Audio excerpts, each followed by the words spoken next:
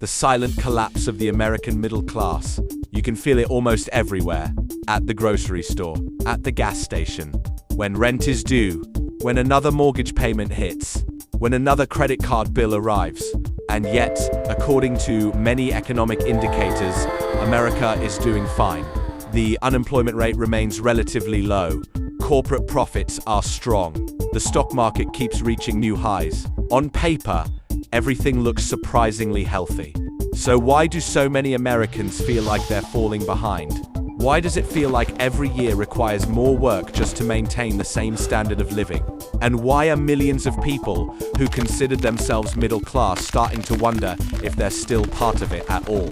Because something unusual has been happening. Not overnight, not during a single recession, not because of one president, one law, or one crisis, but slowly, quietly, over decades. The American middle class isn't disappearing in a dramatic collapse. It's shrinking through 1,000 small cuts. And most people didn't notice until the bill arrived. To understand what happened, we need to go back. Not 20 years, not 30, almost 80. After World War II, the United States entered one of the most extraordinary economic periods in human history. Factories expanded, wages grew, productivity surged. Home ownership exploded. For millions of Americans, the formula seemed simple. Get a job, work hard, buy a house, raise a family, retire comfortably. That wasn't a fantasy. For a large portion of the population, it was reality. A single income could often support an entire household. A factory worker could buy a home. A truck driver could raise children. A teacher could afford a mortgage. The middle class became the backbone of the American economy. But here's the part many people miss. That period was not normal. It was historically unusual. America emerged from World War II with its industrial base intact, while much of the world was rebuilding. The country dominated global manufacturing. Competition was limited. Growth was explosive. For a while, the system worked remarkably well. Then the ground began to shift. Globalization accelerated. Manufacturing jobs moved overseas. Technology automated tasks that once required thousands of workers. Competition increased. And slowly, wage growth started separating from productivity growth. This is where the story becomes uncomfortable. For decades, American workers became more productive. They produced more goods, more services, more value, but their wages did not rise at the same pace. The economy kept growing. The stock market kept growing. Corporate profits kept growing. But many paychecks didn't. Imagine two lines on a graph. One line represents productivity. The other represents wages. For years they moved together. Then they started drifting apart, and the gap kept widening. This was the first crack. But it wasn't enough to break the middle class. Not yet. Then came housing. For most families, a house is not just shelter. It's the largest investment they'll ever make. For decades, housing prices generally rose alongside incomes. Then something changed. In many parts of America, home prices began rising far faster than wages. A house that once cost 3 times a family's annual income started costing 5 times, then 7, then 10. In some cities, even more. Suddenly, buying a home became less about working hard and more about timing. If you bought 20 years ago, you looked like a genius. If you're trying to buy today, you may feel locked out completely. The irony is almost cruel. The same rising home prices that created wealth for one generation created barriers for the next. Then came education. In theory, college was supposed to solve the problem. Get a degree, earn more money, move up the ladder. But tuition costs exploded. Student debt followed. Today, millions of Americans begin adulthood owing tens of thousands of dollars before they've earned their first real paycheck.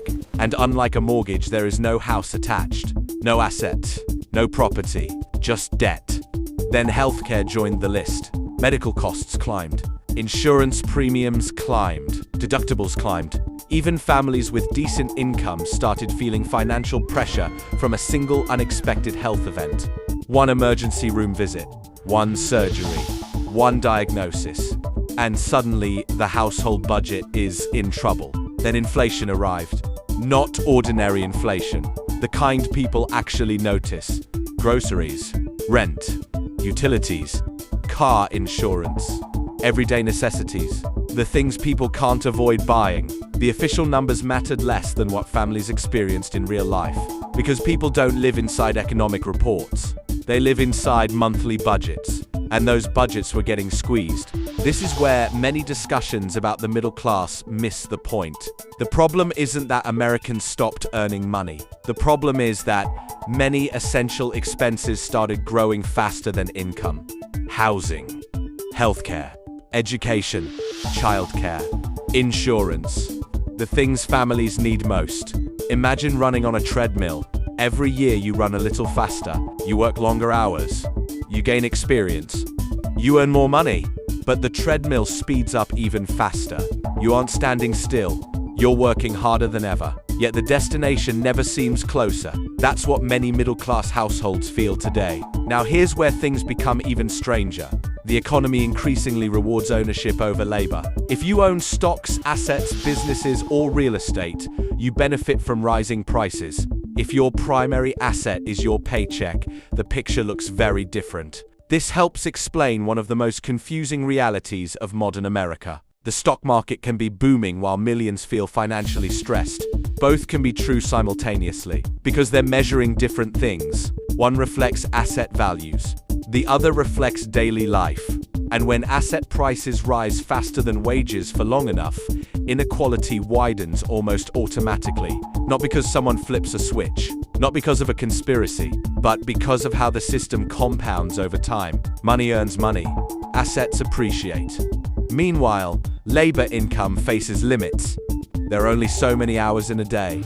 This creates a growing divide between people who own significant assets and people who depend primarily on work. And that's where the middle class gets squeezed.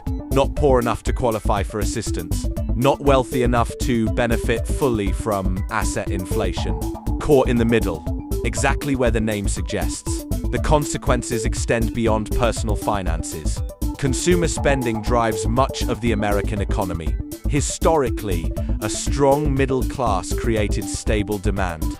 People bought homes, cars, appliances, vacations. They spent because they felt secure. But when households become financially fragile, spending becomes cautious.